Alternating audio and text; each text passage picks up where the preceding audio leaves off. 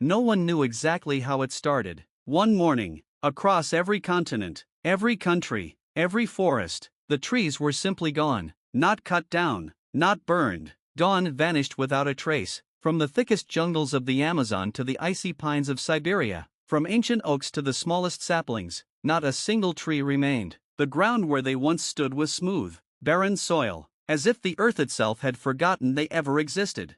At first, people thought it was an elaborate hoax, a trick of mass perception. Scientists scrambled to explain it. Satellites confirmed the impossible. The green lungs of the planet had vanished overnight. Governments issued emergency broadcasts. The news ran 24 hours, but there were no answers. Only one chilling truth: the trees were gone.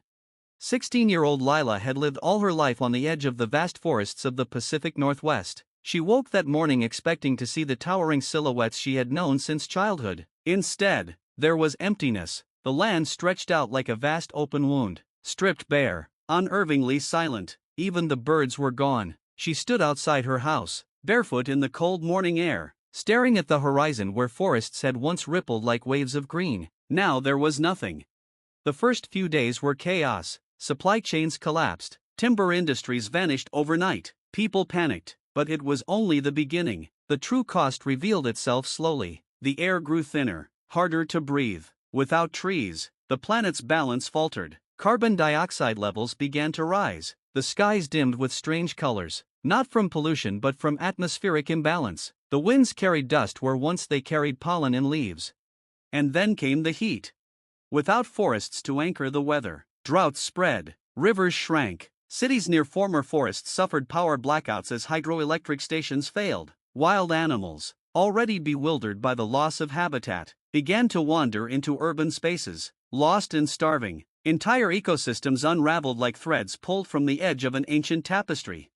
Lila's small town, once thriving on ecotourism and lumber, became a ghost of itself. People left in droves, chasing rumors of safer regions. Those who stayed lived under a constant gray sky, wearing breathing masks, rationing water. Lila's parents, scientists who once studied forest ecology, became part of an international effort to understand the phenomenon. But there were no answers. Every effort to replant failed. Seeds refused to sprout. Saplings withered overnight. It was as if the very idea of trees had been erased from reality.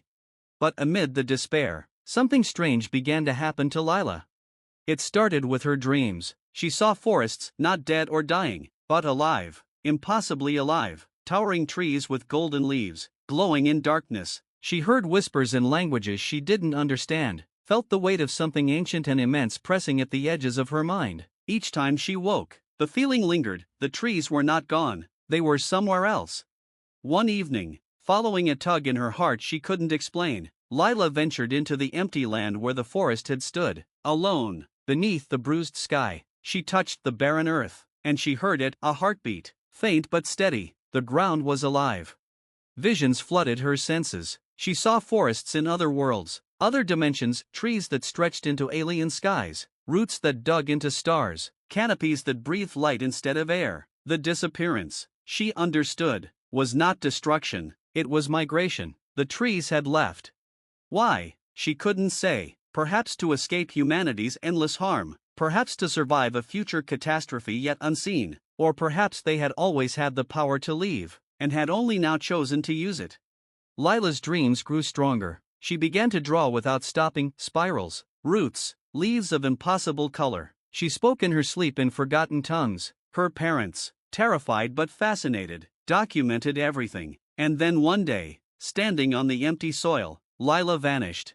She awoke in a forest that wasn't Earth. The air shimmered with gold. Leaves whispered in voices older than language. The trees were there, millions of them, thriving in this other realm. They welcomed her not as an intruder, but as something they had been waiting for. She understood, without words, that humanity had been given a chance. The trees could return, but only when humans proved themselves worthy, when they remembered how to live in balance, not domination.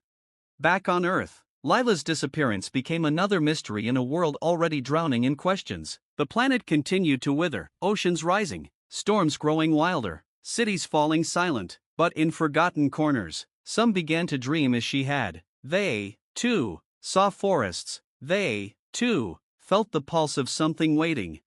Perhaps one day the trees would come back, perhaps not. But for those few who still listened to the earth's quiet heartbeat, hope remained. And in another world, beneath golden canopies, Lila walked, her heart beating in time with the ancient roots of life itself.